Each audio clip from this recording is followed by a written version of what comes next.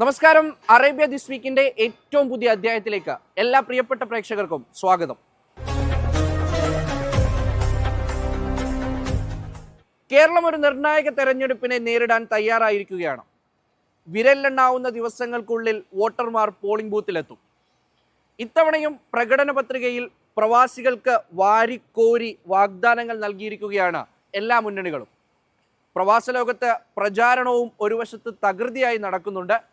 അതിൻ്റെ കാഴ്ചകളാണിനി.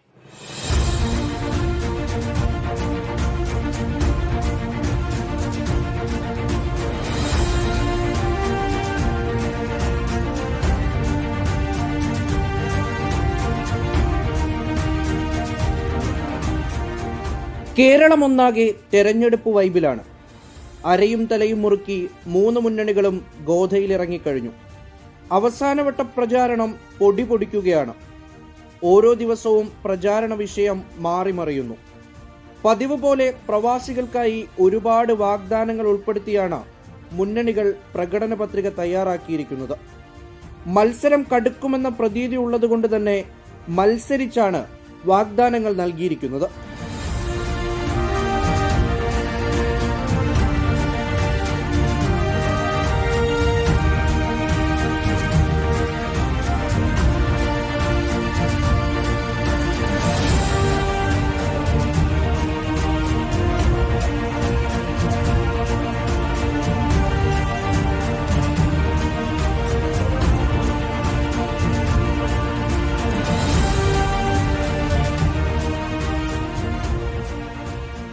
ആദ്യം LDFന്റെ പ്രകടന പത്രിക പരിശോധിക്കാം. പ്രവാസി ക്ഷേമ പുനരധിവാസ പദ്ധതികൾ ഇടത് പ്രകടന പത്രികയിലുണ്ട്. വിദേശത്ത് നിന്നെത്തുന്ന പ്രവാസികളെ നാട്ടിലെ സാമ്പത്തിക പ്രവർത്തനങ്ങളുമായി ചേർക്കും. പുനരധിവാസത്തിനായി പ്രവാസികളെ പരുവപ്പെടുത്താൻ പദ്ധതിയൊരുക്കുമെന്നും വാഗ്ദാനമുണ്ട്. പ്രവാസി പുനഃസംയോജന നയം രൂപപ്പെടുത്തുമെന്ന് ഇടത് മാനിഫെസ്റ്റോ പറയുന്നു. മാറുന്ന കാലത്തിനനുസരിച്ച് നോർക്ക കെയർ ഇൻഷുറൻസിൽ മാറ്റം വരുത്തും. തിരികെ എത്തുന്ന പ്രവാസികൾക്കായി നോർക്ക കെയർ പദ്ധതി വ്യാപിപ്പിക്കും. പ്രവാസി പെൻഷൻ വർദ്ധിപ്പിക്കുമെന്നും LDF ഉറപ്പു നൽകുന്നു. ആനുകൂല്യങ്ങൾ സമയബന്ധിതമായി നൽകുമെന്നാണ് മറ്റൊരുറപ്പ്. പ്രവാസി ക്ഷേമ നിയമത്തിലെ സെഷൻ 8 പ്രകാരമുള്ള പ്രത്യേക സഹായനിധി പ്രവർത്തനക്ഷമമാക്കും. പ്രവാസി കെയർ ഹോം നടപ്പിലാക്കുമെന്നും മാനിഫെസ്റ്റോയിലുണ്ട്. പ്രവാസി മിഷന്റെ പദ്ധതികൾ വിപുലപ്പെടുത്തും. വിദേശ രാജ്യങ്ങളിൽ കേരള ബിസിനസ് ഫെസിലിറ്റേഷൻ സെന്ററുകൾ സ്ഥാപിക്കും. ലോക കേരള സഭയിൽ ഉയർന്ന ആശയങ്ങൾ നടപ്പിലാക്കും. നോർക്കയെ ശക്തിപ്പെടുത്തൽ, പ്രവാസി ചെറുവ്യവസായ പാർക്കുകൾ തുടങ്ങി വൻ വാഗ്ദാനങ്ങൾ വേറെയുമുണ്ട്.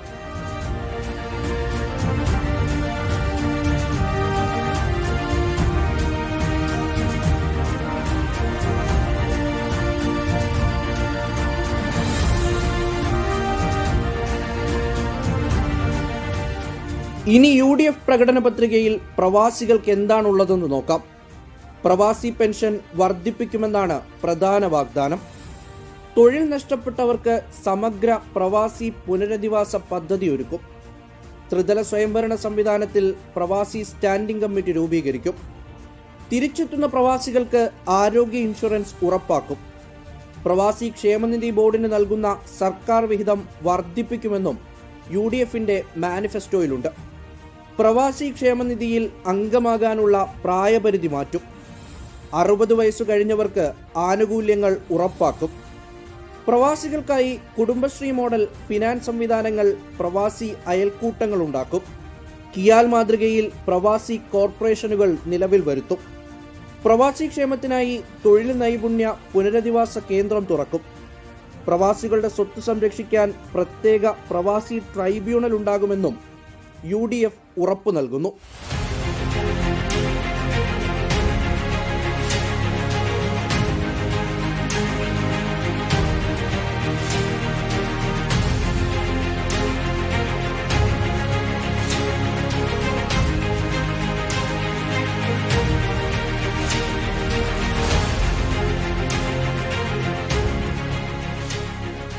എന്തായാലും പ്രവാസ ലോകത്തും വിവിധ പാർട്ടികളുടെ പോഷക സംഘടനകൾ പ്രചാരണം നടത്തുകയാണ്. KMCC ആണ് കൂട്ടത്തിൽ ഏറ്റവും വീറോടെ പ്രചാരണം നടത്തുന്നത്. പൊന്നാനി മണ്ഡലം UDF സ്ഥാനാർത്ഥിക്കായി വലിയ പ്രചാരണമാണ് ദുബായ് KMCCയുടെ പൊന്നാനി മണ്ഡലം കമ്മിറ്റിയുടെ കീഴിൽ നടക്കുന്നത്. ഇത്തവണ നൌഷാദ് അലി പൊന്നാനി പിടിക്കുമെന്ന് ഇവർ ഉറച്ചു പറയുന്നു. കേരളത്തിലെ ആസന്നമായ നിയമസഭാ തെരഞ്ഞെടുപ്പിൽ കഴിഞ്ഞ കാലങ്ങളിലേക്കാളും വിഭിന്നമായി തന്നെ പ്രവാസ ലോകത്ത് അത്യാവേശത്തോടു കൂടിയിട്ടാണ് ഈ തെരഞ്ഞെടുപ്പിനെ നോക്കിക്കാണുന്നത്. കഴിഞ്ഞ കാലങ്ങളിൽ ഏറെ കാലമായിട്ട് പൊന്നാനി മണ്ഡലം ഇടതുപക്ഷത്തിൻ്റെ കൈകളിലാണുള്ളത്. കാര്യമായിട്ടുള്ളൊരു വികസനം അവരുടെ ഭാഗത്ത് നിന്ന് ഉണ്ടായിട്ടില്ല എന്നുള്ള മനസ്സിലാക്കുന്നത്. ഒരു KSRTC ഒരു കൊണ്ടുവന്നു എന്നിങ്ങനെയല്ല, അത് അതിൻ്റെ എന്നാണോ കൊണ്ടുവന്നത് അതിൻ്റെ അവസ്ഥയിൽ തന്നെ ഒന്ന് നിലനിൽക്കുകയാണ്. മറ്റൊന്ന് രണ്ട് പാർപ്പിട വിഷയങ്ങളൊക്കെ അവർ നടത്തിയിട്ടുണ്ടെങ്കിലും അവിടെ ഒന്നും പാർപ്പിടത്തിന് അനിവാര്യമായിട്ടുള്ള അവസ്ഥയില്ലാത്ത വിധം അതൊരു നോക്കുകുത്തിയായി നിൽക്കുന്ന ഒരു അവസ്ഥയാണുള്ളത്. അങ്ങനെ പൊന്നാനി മണ്ഡലത്തിൻ്റെ വികസന കാര്യത്തിൽ ഏറെക്കാലം മണ്ഡലത്തിൻ്റെ പ്രതിനിധികളായിട്ടുള്ള LDFൻ്റെ പ്രതിനിധികൾ കാര്യമായിട്ട് ചെയ്തിട്ടില്ല എന്നുള്ളൊരു വികാരം പൊന്നാനിയുടെ ജനമനസ്സുകളിൽ ഉണ്ട്. അവിടെയാണ് KP നൌഷാദ് അലി ഒരു ചരിത്രം സൃഷ്ടിക്കാൻ വേണ്ടി ഈ തെരഞ്ഞെടുപ്പിനെ നേരിടുന്നത്. അങ്ങേയറ്റം കാഴ്ചപ്പാടുള്ള ഒരു സ്ഥാനാർത്ഥി UDFൻ്റെ ഭാഗത്ത് ഉണ്ടാകുമ്പോൾ അത് പൊന്നാനിനെ സംബന്ധിച്ചിടത്തോളം നല്ല കാഴ്ചപ്പാടുള്ള ഒരു സ്ഥാനാർത്ഥി തീർച്ചയായിട്ടും KP നൌഷാദ് അലി മുന്നോട്ട് തന്നെ പോകും. പൊന്നാനി മലപ്പുറം ജില്ലയിൽ 16-ൽ 16 നേടുമെന്ന രീതിയിലാണ് ഇപ്രാവശ്യത്തെ ഇത്.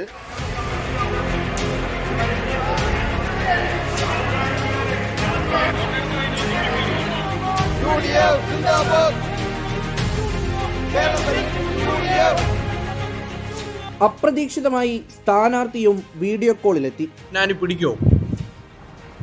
പൊന്നാനിയിലെ നിലവിലുള്ള രാഷ്ട്രീയ സാഹചര്യങ്ങൾ, ആളുകളുടെ സമീപനം, പ്രതികരണം, അവരുടെയൊക്കെ ഒരു രാഷ്ട്രീയ ചിന്തകൾ, ഇതൊക്കെ UDFന് അനുകൂലമാണ്.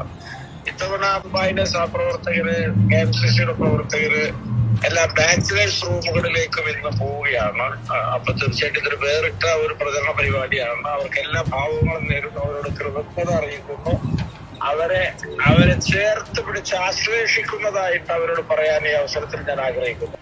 മറ്റ് വിവിധ മണ്ഡലങ്ങളിലെ സ്ഥാനാർത്ഥികൾക്ക് വേണ്ടിയും KMCCയും ഇൻകാസുമൊക്കെ പ്രചാരണ രംഗത്തുണ്ട്.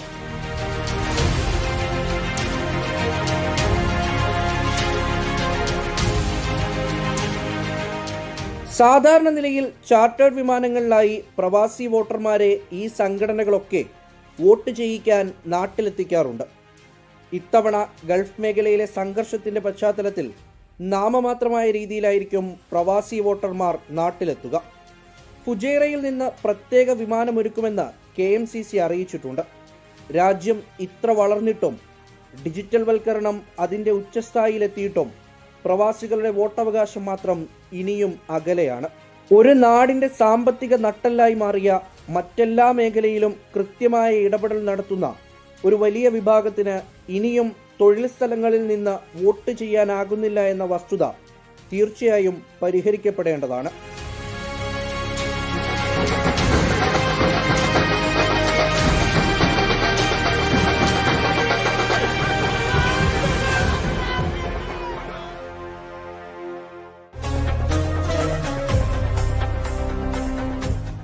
പോയ വാരവും ഗൾഫ് രാജ്യങ്ങളിലേക്കുള്ള ഇറാന്റെ ആക്രമണം ശക്തമായി തുടരുന്നതാണ് നമ്മൾ കണ്ടത്.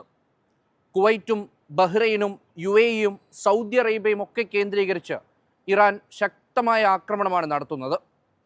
അമേരിക്കൻ കമ്പനികൾ കൂടി കേന്ദ്രീകരിച്ച് ആക്രമണം നടത്തുമെന്നാണ് ഏറ്റവും ഒടുവിലെ മുന്നറിയിപ്പ്. എന്തായാലും US പ്രസിഡന്റ് ഡൊണാൾഡ് ട്രംപിൻ്റെ വെടിനിർത്തൽ പ്രഖ്യാപനം കൊണ്ട് പശ്ചിമേഷ്യൻ രാജ്യങ്ങളിലൊന്നും സമാധാനത്തിൻ്റെ തരിമ്പ് പോലും ഉണ്ടായില്ല.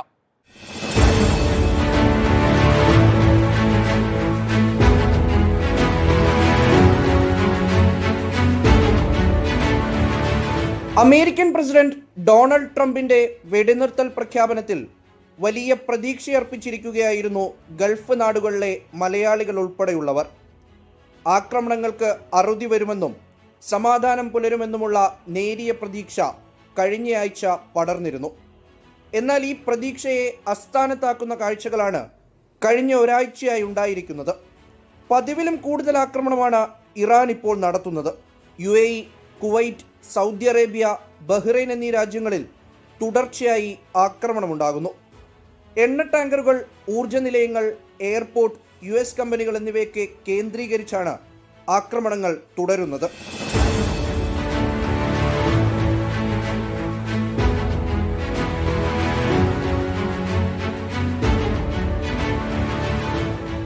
460-ലധികം ബലിസ്റ്റിക് മിസൈലുകളും 19 ക്രൂയിസ് മിസൈലുകളും 2050-ഓളം ഡ്രോണുകളുമാണ് UAE ഇതുവരെ ചെറുത്തിട്ടത്. UAEയിൽ ആകെ കൊല്ലപ്പെട്ടത് 13 പേരാണ്. ഇന്ത്യക്കാരുൾപ്പെടെ 200-ലധികം പേർക്ക് ഇതുവരെ പരിക്കേറ്റിട്ടുണ്ട്. അബുദാബിയും ദുബായും കേന്ദ്രീകരിച്ചാണ് ഇപ്പോൾ ആക്രമണം നടക്കുന്നത്. ദിനംപ്രതി പരിക്കേൽക്കുന്നവരുടെ എണ്ണം കൂടുന്നുണ്ട്. മിസൈലുകളുടെയും ഡ്രോണുകളുടെയും കൂർത്ത അവശിഷ്ടങ്ങൾ പതിച്ചാണ് കൂടുതൽ പേർക്കും പരിക്കേൽക്കുന്നത്. ഹബ്ഷാൻ ഗ്യാസ് ഫാക്ടറിയിലുണ്ടായ അപകടത്തിൽ കഴിഞ്ഞ ദിവസവും ഒരാൾ മരിച്ചു. അജ്ബാനിലുണ്ടായ ആക്രമണത്തിൽ 5 ഇന്ത്യക്കാരുൾപ്പെടെ 12 പേർക്കാണ് പരിക്കേറ്റത്. കുവൈറ്റിന്റെ പടുകൂറ്റൻ എണ്ണക്കപ്പൽ UAE തീരത്ത് വെച്ച് ആക്രമിക്കപ്പെട്ടു.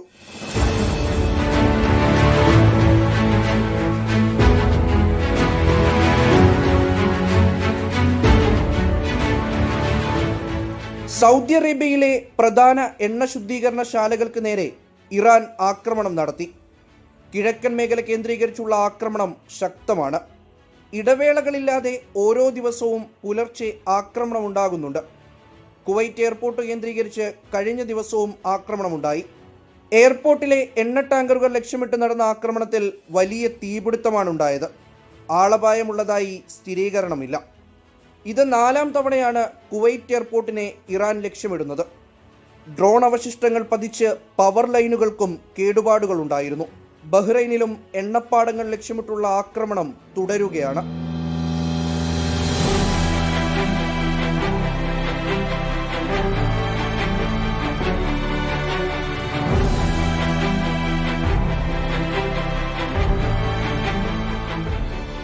ആക്രമണം കനത്തതോടെ പ്രതിരോധം കടുപ്പിച്ചിരിക്കുകയാണ് ഗൾഫ് രാഷ്ട്രങ്ങൾ. പരമാവധി ആക്രമണങ്ങളെ ഫലപ്രദമായി ചെറുക്കാനാകുന്നുണ്ടെന്നാണ് കണക്കുകൾ സൂചിപ്പിക്കുന്നത്. മുൻകരുതൽ നടപടികളും തുടർന്നു വരികയാണ്. UAEയിൽ ഓൺലൈൻ ക്ലാസുകൾ ഏപ്രിൽ 17 വരെ നീട്ടി. 35 ദിവസമായി ദുബായ് ഉൾപ്പെടെ UAEയിലെ എല്ലാ സ്കൂളുകൾക്കും പൂട്ടുവീണിട്ട്. എങ്കിലും സ്പ്രിംഗ് അവധിയും പെരുന്നാൾ അവധിയുമൊക്കെ പരിഗണിച്ചാൽ കാര്യമായ ക്ലാസുകൾ നഷ്ടമായിട്ടില്ല. പുതിയ അധ്യയന വർഷം ആരംഭിച്ച സ്കൂളുകളുമുണ്ട്. ഇതിനിടെ പല സ്കൂളുകളും ഓൺലൈൻ ക്ലാസുകൾ അവസാനിപ്പിക്കണമെന്നാവശ്യപ്പെട്ടിട്ടുണ്ടെങ്കിലും കുട്ടികളുടെ സുരക്ഷ മുൻനിർത്തി ഏപ്രിൽ 17 വരെ ഓൺലൈൻ പഠനം തുടരാൻ വിദ്യാഭ്യാസ മന്ത്രാലയം നിർദ്ദേശിക്കുകയായിരുന്നു. ഓൺലൈൻ പഠനത്തിന്റെ ഗുണമേന്മ നിലനിർത്താൻ Dubai knowledge and development authority പുതിയ മാർഗനിർദ്ദേശങ്ങൾ നൽകിയിട്ടുണ്ട്.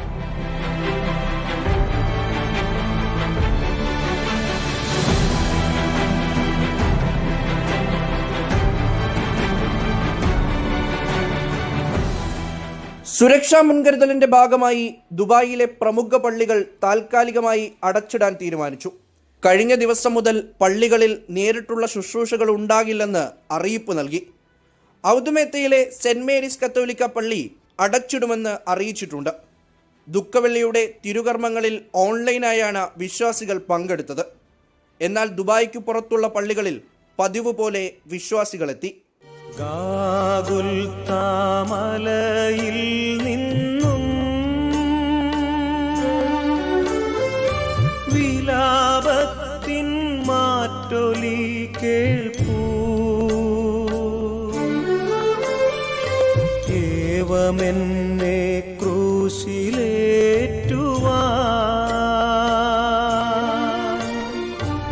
അപരാധമെന്തു ഞാൻ ചെയ്തു. ഹോർമുസ് കടലിടുക്കിലെ കപ്പൽ ഗതാഗതം തടസ്സപ്പെടുത്താനുള്ള നീക്കങ്ങൾ അംഗീകരിക്കാനാകില്ലെന്നും ഇത് ആഗോളതലത്തിലുള്ള സാമ്പത്തിക പീഡനമാണെന്നും UAE രാജ്യാന്തര സഹകരണ സഹമന്ത്രി റീം ബിന്ദ് ഇബ്രാഹിം അൽ ഹാഷിമി വ്യക്തമാക്കി. സാമ്പത്തിക മേഖലയ്ക്ക് കരുത്തുപകരാൻ 100 കോടി ദിർഹത്തിന്റെ വമ്പൻ പദ്ധതിക്ക് ദുബായ് കിരീടാവകാശി Sheikh Hamdan bin Mohammed bin Rashid Al Maktoum അംഗീകാരം നൽകി. അടുത്ത 3 മുതൽ 6 മാസ കാലയളവിലാണ് പദ്ധതി നടപ്പിലാക്കുക.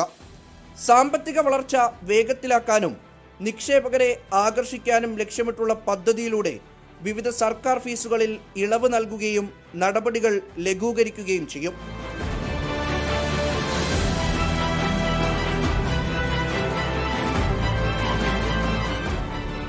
പിടിച്ചു നിൽക്കാനും പ്രതാപം വീണ്ടെടുക്കാനുമുള്ള പദ്ധതികൾ UAE ഉൾപ്പെടെയുള്ള ഗൾഫ് രാജ്യങ്ങൾ തുടങ്ങിക്കഴിഞ്ഞു.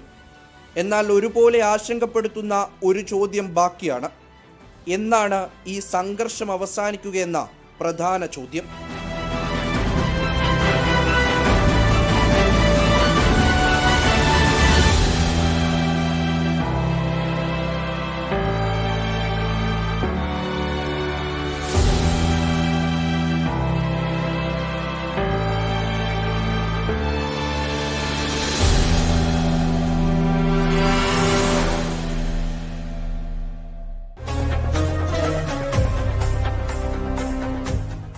മുപ്പത്തിയഞ്ച് ദിവസമായി ലോകം ഒരു വലിയ യുദ്ധത്തെ അഭിമുഖീകരിക്കാൻ തുടങ്ങിയിട്ട്. താൽക്കാലിക വെടിനിർത്തൽ പ്രഖ്യാപനം കൊണ്ടൊന്നും യാതൊരു കാര്യവും ഉണ്ടായില്ല. ഇനി ഏത് നിലയ്ക്കായിരിക്കും സമാധാനം പുലരുക? ഈ രാജ്യങ്ങളൊക്കെ ഏത് തരത്തിൽ ഒരു കരാറിൽ ഏർപ്പെടാൻ തയ്യാറാകും?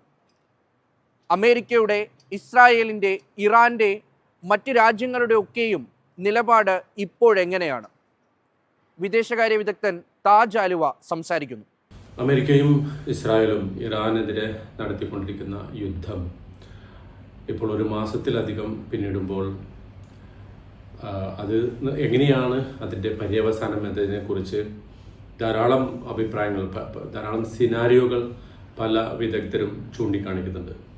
ഏറ്റവും ഒടുവിൽ അമേരിക്കൻ പ്രസിഡന്റ് ട്രംപ് രാജ്യത്തെ അഭിസംബോധന ചെയ്തുകൊണ്ട് പറഞ്ഞ ആ പ്രസംഗത്തിലെ വാചകങ്ങൾ, അത് പക്ഷേ ഇതുവരെ അദ്ദേഹം പറഞ്ഞുകൊണ്ടിരുന്നതിൻ്റെ ആവർത്തനമാണ് എന്നതാണ് മിക്ക രാഷ്ട്രീയ നിരീക്ഷകരും ചൂണ്ടിക്കാട്ടുന്നത്. എന്ന് പറഞ്ഞാൽ ഇറാൻ കീഴടങ്ങണം, താൻ മുന്നോട്ട് വച്ച 15 പോയിന്റുമായി ബന്ധപ്പെട്ട സമാധാന പദ്ധതി ഇറാൻ നിരുപാധികം അംഗീകരിക്കണം, ഹോർമുസ് കടലിടുക്ക് തുറന്നു കൊടുക്കണം, അതുപോലെ ഇറാൻ്റെ ആണവ പദ്ധതി നിർത്തിവെക്കണം, ബാലിസ്റ്റിക് മിസൈൽ പദ്ധതി പൂർണ്ണമായും പിരിച്ചുവിടണം. ഇങ്ങനെയുള്ള നേരത്തെ തന്നെ പറഞ്ഞു വന്ന അത്തരം വാദഗതികൾ തന്നെയാണ് ട്രംപ് ആവർത്തിക്കുന്നത്. പക്ഷേ ഒരു ഭാഗത്ത് ഇറാനുമായി ചർച്ച നടക്കുന്നുണ്ട്, വളരെ ഗൗരവപ്പെട്ട ചർച്ച നടക്കുന്നു, അത് നല്ല നിലയിൽ പുരോഗമിക്കുന്നു എന്ന് ട്രംപ് പറയുമ്പോഴും അതിനെ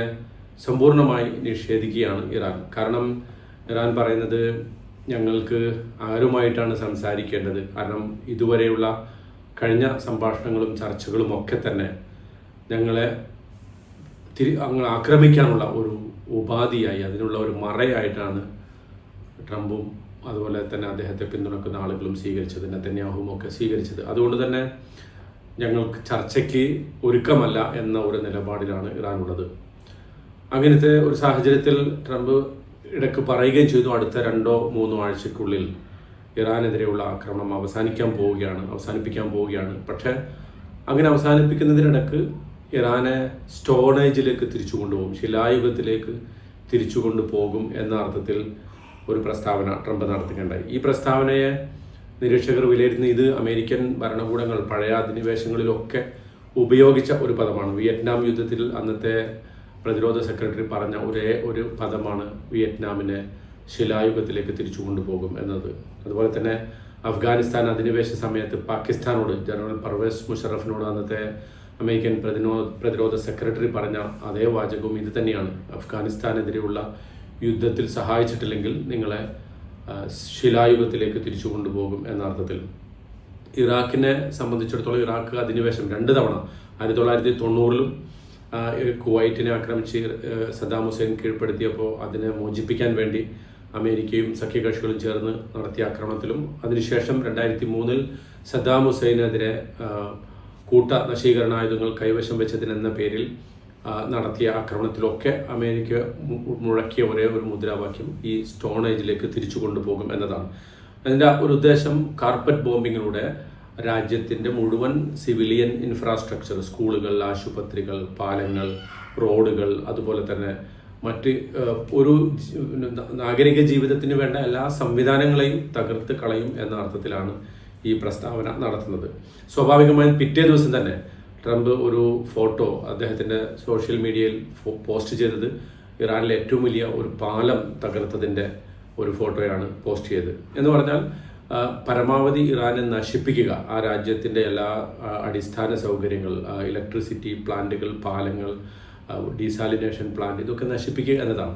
പക്ഷെ അതുകൊണ്ട് മാത്രം ഇറാൻ കീഴടങ്ങുമോ എന്ന ചോദ്യത്തിന് ഉത്തരം അവിടുത്തെ ഭരണകൂടവും വിദേശകാര്യമന്ത്രി അബ്ബാസ് അറാക്ചിയും അതുപോലെ തന്നെ IRGCയുടെ പ്രധാനപ്പെട്ട നേതൃത്വവും ഒക്കെ അവർ ആവർത്തിച്ച് പറഞ്ഞുകൊണ്ടിരിക്കുന്നത് അത് ഞങ്ങൾ ഒരിക്കലും കീഴടങ്ങാൻ തയ്യാറില്ല എന്ന അർത്ഥത്തിലാണ്. അതായത് അമേരിക്ക പകരമായിട്ട് ഇറാൻ മുന്നോട്ട് വെച്ച 5 പദ്ധതിയെക്കുറിച്ച് പറയുന്നുണ്ട്. അമേരിക്ക നഷ്ടപരിഹാരം നൽകണം, അതുപോലെ തന്നെ ബേസുകൾ, മേഖലയിലെ ബേസുകൾ അമേരിക്ക ഒഴിവാക്കണം, അതുപോലെ തന്നെ ഇറാനെതിരെ ഇനിയൊരിക്കലും ആക്രമിക്കില്ല എന്ന അർത്ഥത്തിലുള്ള ഉറപ്പുകൾ നൽകണം. ഇത്തരം പ്രസ്താവനകൾ ഇറാൻ ഭരണകൂടത്തിൻ്റെ ഭാഗത്തു നിന്നാണെന്ന് പറയപ്പെടുന്നു. പക്ഷെ അതൊന്നും ഔദ്യോഗികമായി ഇറാൻ ഭരണകൂടത്തിലെ പ്രധാനപ്പെട്ട നേതൃത്വം എവിടെയും പറഞ്ഞിട്ടില്ല എന്നുള്ളതാണ്. സ്വാഭാവികമായും യുദ്ധം കുറച്ചു കാലം കൂടി തുടരും എന്നിടത്താണ് മിക്ക നിരീക്ഷകരും എത്തി നിൽക്കുന്നത്. അതിനിടയിലാണ് കരയുദ്ധം തുടങ്ങുമോ എന്ന ആശങ്ക പ്രത്യേകിച്ച് ഈ മേഖലയിലൊക്കെ വ്യാപിക്കുന്നത്. കാരണം എന്താ വെച്ചാൽ അങ്ങനെ ഒരു കരയുദ്ധം തുടങ്ങിക്കഴിഞ്ഞാൽ ഇറാനെ സംബന്ധിച്ചിടത്തോളം തങ്ങളുടെ പ്രത്യേകിച്ച് അമേരിക്കൻ താല്പര്യങ്ങളെ ആക്രമിക്കുന്നതിന് വേണ്ടിയിട്ടുള്ള ശ്രമം നടത്തുമ്പോൾ അത് ഗൾഫ് രാജ്യങ്ങളിലെ പല സംവിധാനങ്ങളെയും ബാധിക്കുമെന്നിടത്ത് ഇവിടെ ആകെ ആശങ്ക നിലനിൽക്കുന്നുണ്ട്. ഗൾഫ് രാജ്യങ്ങൾ സംയുക്തമായി പ്രസ്താവന പുറപ്പെടുവിച്ചു കഴിഞ്ഞു. ഇറാൻ ആക്രമണങ്ങൾ നിർത്തണം, തങ്ങൾക്കെതിരെ ഉണ്ടായ ആക്രമണത്തിന് നഷ്ടപരിഹാരം നൽകണം എന്ന തരത്തിലുള്ള പ്രസ്താവനകൾ പല ഗൾഫ് രാജ്യങ്ങളുടെയും ഭരണകൂടത്തിൻ്റെ ഭാഗത്തുനിന്ന് വന്നു കഴിഞ്ഞു. ഏതായാലും മേഖലയെ ഒന്നടങ്കം പ്രക്ഷുബ്ധാവസ്ഥയിലും അതുപോലെ തന്നെ ഇത്തരമൊരു ആശങ്കയുടെ മുൾമുനയിൽ നിർത്തുന്ന യുദ്ധം അവസാനിച്ച് കാണാൻ എല്ലാവരും ആഗ്രഹിക്കുന്നു. ഗൾഫ് രാജ്യങ്ങൾ ഒന്നടങ്കം ആവശ്യപ്പെട്ടിട്ടുണ്ട് ഇനി മുതൽ ഹോർമസ് കടലിടുക്ക് അത് ഏതെങ്കിലും ഒരു രാജ്യത്തിൻ്റെ മാത്രം കുത്തകയാക്കാൻ പറ്റില്ല, എല്ലാവർക്കുമായി അത് തുറന്നു കൊടുക്കണം. അതിനുവേണ്ടി ബ്രിട്ടന്റെ നേതൃത്വത്തിൽ 40 രാജ്യങ്ങൾ ചേർന്ന് ഒരു സൈനികമല്ലാത്ത പൊളിറ്റിക്കലും അതുപോലെ ഡിപ്ലോമാറ്റിക്കലുമായിട്ടുള്ള ഒരു നീക്കം വേറൊരു ഭാഗത്ത് നടക്കുന്നുണ്ട്. അതും എത്രത്തോളം വിജയിക്കുമെന്ന് കാത്തിരുന്ന് കാണേണ്ടതാണ്.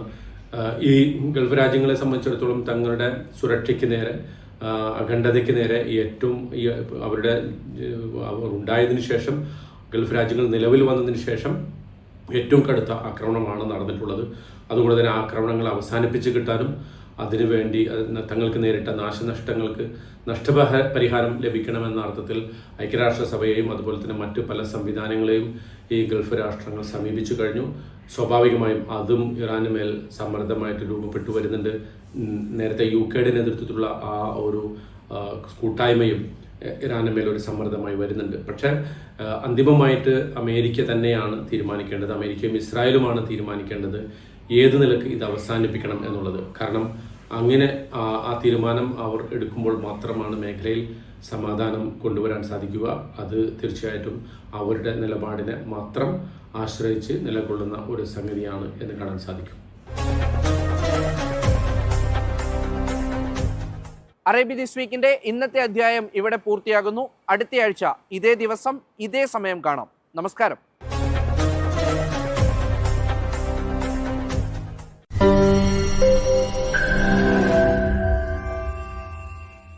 ലോകത്തെവിടെയായാലും ഏത് സമയത്തും 24 വാർത്തകളും ഓഗ്മെന്റഡ് റിയാലിറ്റി പാക്കേജുകളും എക്സ്പ്ലെയിനറുകളും വിശദമായി കാണാൻ ഞങ്ങളുടെ YouTube ചാനൽ നിങ്ങൾക്ക് സബ്സ്ക്രൈബ് ചെയ്യാം.